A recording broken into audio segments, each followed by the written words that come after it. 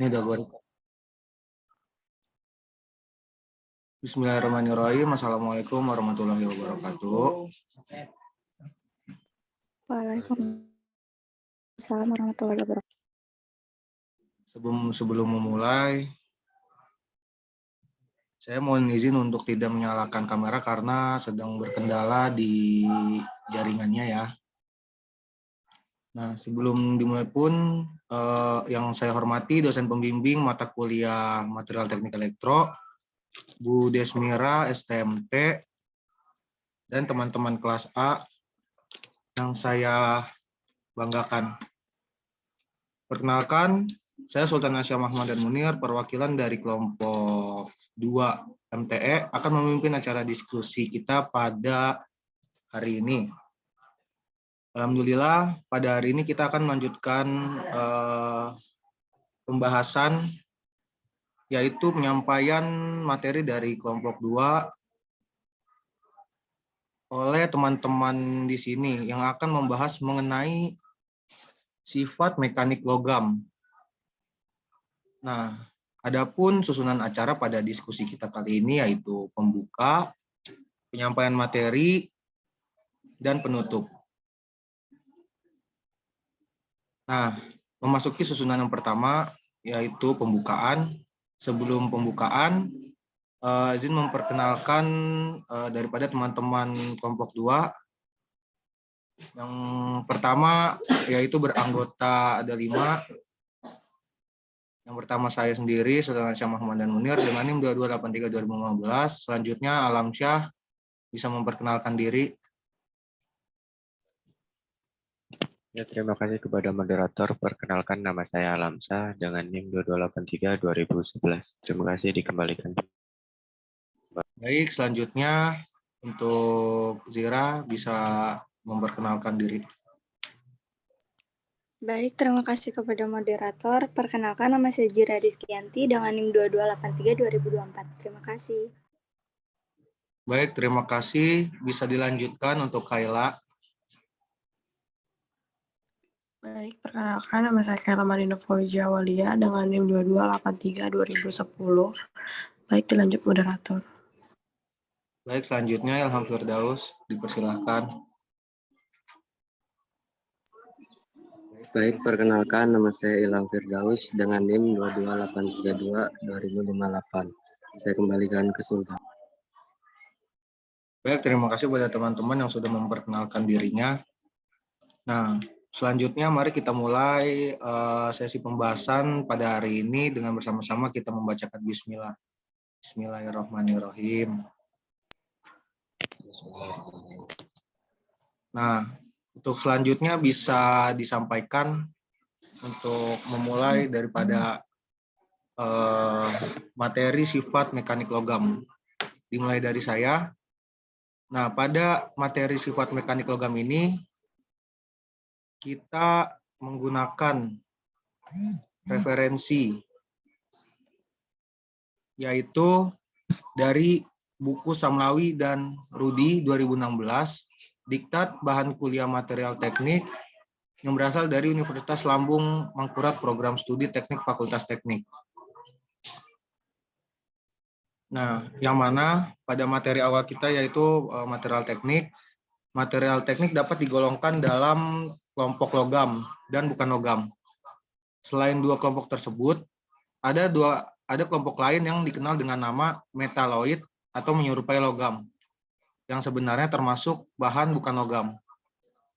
Nah, logam dapat digolongkan pula dalam kelompok logam fero, yaitu logam yang mengandung unsur besi, dan logam non-fero, yaitu logam yang tidak mengandung unsur besi. Nah, untuk selanjutnya bisa disampaikan oleh anggota kelompok lainnya, yaitu Alamsyah. Padanya dipersilahkan.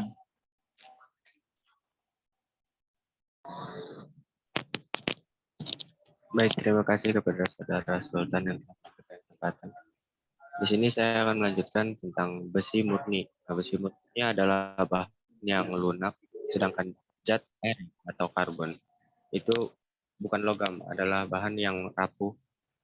Paduan besi dengan zat arang, jadi baja yang keras dan liat. Logam pada umumnya ini terdapat di alam atau tambang, dalam bentuk biji-biji berupa batuan atau mineral. Nah, biji logam tersebut masih terikat dengan unsur-unsur lain sebagai oksida, sulfida, atau karbonat.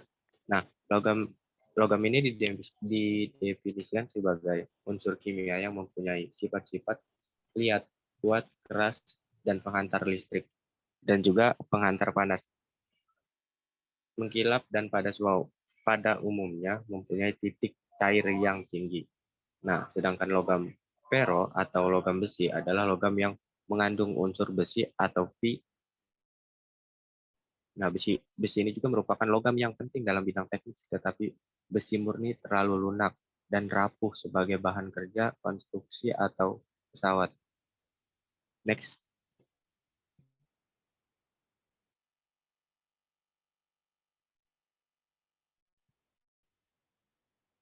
Nah, selanjutnya tentang pengertian dan sifat logam.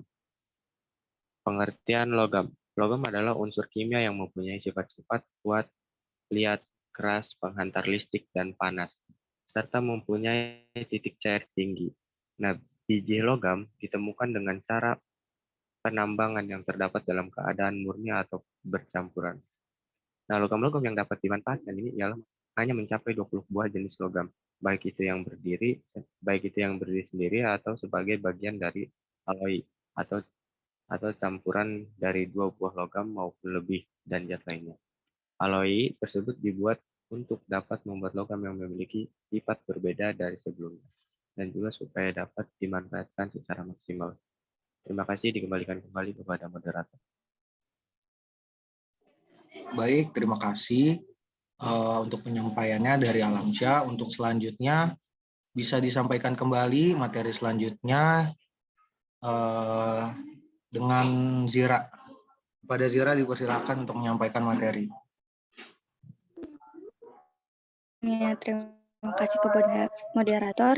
Di sini saya akan melanjutkan materi yang dibacakan oleh Alam, yang dimana tentang sifat logam. Logam mempunyai sifat-sifat istimewa yang menjadi dasar penggunaannya, yaitu sebagai berikut. Yang bisa kita lihat, yang pertama itu ada kuat kecuali raksa.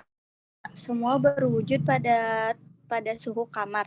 Kekerasan dan kekuatan logam ini dapat ditingkatkan dengan cara mencampurkan logam dengan logam yang lain atau dengan non-logam yang disebut aliase atau alloy. Misalnya aliase atau aluminium dengan magnesium yang dimanfaatkan sebagai bahan konstruksi bangunan, jembatan, di kendaraan bermotor. Nah, kemudian yang kedua itu dapat ditempa dan dapat direnggangkan bergantung pada kemudahan lapisan-lapisan atom menggelincir di atas lapisan atom lainnya yang terdapat dalam kristal logam. Semakin simetris susunan atom dalam suatu logam tersebut, maka akan semakin mudah ditempa dan diregangkan. Baik, selanjutnya.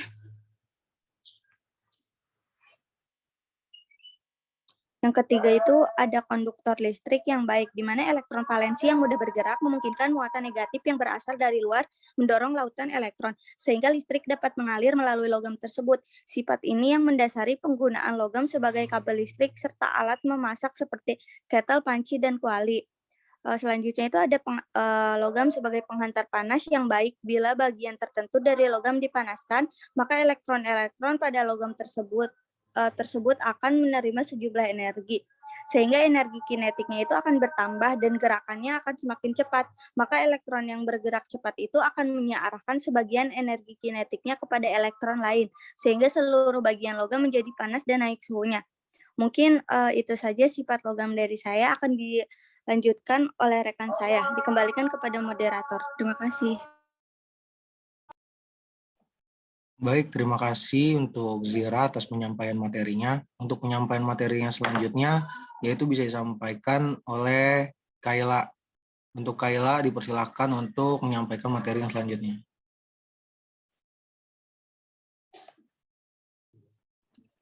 Iya, selanjutnya yaitu sifat kimia logam. Secara kimia, sifat logam dikaitkan dengan elektronegatifan, yaitu cenderungan melepas elektron membentuk ion positif Jadi sifat logam tergantung pada energi ionisasi ditinjau dari konfigurasi elektron. Unsur-unsur logam cenderung melepaskan elektron, memiliki energi ionisasi yang kecil, sedangkan unsur-unsur bukan logam cenderung menangkap elektron, memiliki keelektronegativan yang besar. Sesuai dengan cenderung energi ionisasi dan keelektronegativan, maka sifat logam non-logam dalam periodik unsur adalah satu dari kiri ke kanan dalam satu periode. Sifat logam berkurang, sedangkan sifat non-logam bertambah. Kedua, dari atas ke bawah dalam satu golongan. Sifat logam bertambah, sedangkan sifat non-logam berkurang. Selanjutnya, titik leleh dan titik didih. Berdasarkan titik leleh dan titik didih dapat disimpulkan sebagai berikut. Dalam satu periode tidak cair dan tidak didih, naik dari kiri ke kanan sampai golongan 4A, kemudian turun drastis. Titik cair dan titik didih terendah dimiliki oleh unsur golongan 9A. Dalam satu golongan ternyata ada dua jenis kecenderungan. Unsur-unsur golongan 1A sampai 4A. Titik cair dan titik didih makin rendah dari atas ke bawah. Unsur-unsur golongan 5 sampai 8A titik cair dan titik didihnya makin tinggi. Selanjutnya moderator. Baik, terima kasih pada Kayla atas penyampaian yang sudah disampaikan. Untuk selanjutnya bisa disampaikan oleh Ilham Firdaus, kepadanya dipersilahkan. Baik, selanjutnya yaitu ada klasifikasi logam. Yang pertama adalah logam. Logam merupakan elemen kerak bumi mineral yang terbentuk secara alami. Jumlah logam diperkirakan 4% dari kerak bumi. Logam dalam bidang keteknisian adalah besi. Biasanya dipakai untuk konstruksi bangunan-bangunan, pipa-pipa alat pabrik, dan sebagainya. Yang kedua, contoh dari logam yang sudah memiliki sifat-sifat penggunaan teknis tentu dapat diperoleh dalam jumlah yang cukup adalah besi tembaga, zinc timah, timbel nikel, aluminium, magnesium. Kemudian tampil logam-logam lain bagi penggunaan khusus dan paduan seperti emas, perak, platina, iridium, wolfram, tantal, molybdenum, titanium, volcalt, antimonium, metaloid, krom, dan lain-lainnya.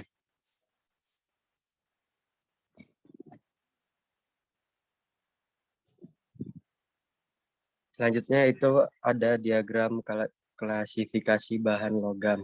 Berikut ini adalah diagramnya. Yang pertama ada bahan, selanjutnya bahan logam, bahan bukan logam. Dari bahan logam yaitu logam besi, contohnya baja dan besi tuang. Terus ada logam bukan besi, contoh yaitu tembaga, aluminium, dan lain-lain. Bahan bukan logam yaitu bahan alami, terus bahan sintetis, contohnya itu plastik, karet, sintetis, dan lain-lain. Dari bahan alami dibagi menjadi dua, yaitu murni dan olahan. Yang murni contohnya batu, belerang, karet, dan lain-lain. Yang contoh olahan yaitu kulit, karet, dan lain-lain. Itu saja, saya kembalikan ke moderator. Baik, terima kasih kepada Ilham Firdaus dan terima kasih kepada teman-teman yang sudah memaparkan dan menyampaikan materi mengenai sifat mekanik logam. Nah, untuk sesi selanjutnya yaitu kita sudah sampai ke sesi penutup. Mari kita tutup dengan membaca hamdalah. Alhamdulillahirrahmanirrahim. Sekian dari kelompok 2 yang bisa kami sampaikan. Kurang lebihnya mohon maaf. Wabillahi taufiq wal hidayah. Wassalamualaikum warahmatullahi wabarakatuh. Waalaikumsalam warahmatullahi wabarakatuh. warahmatullahi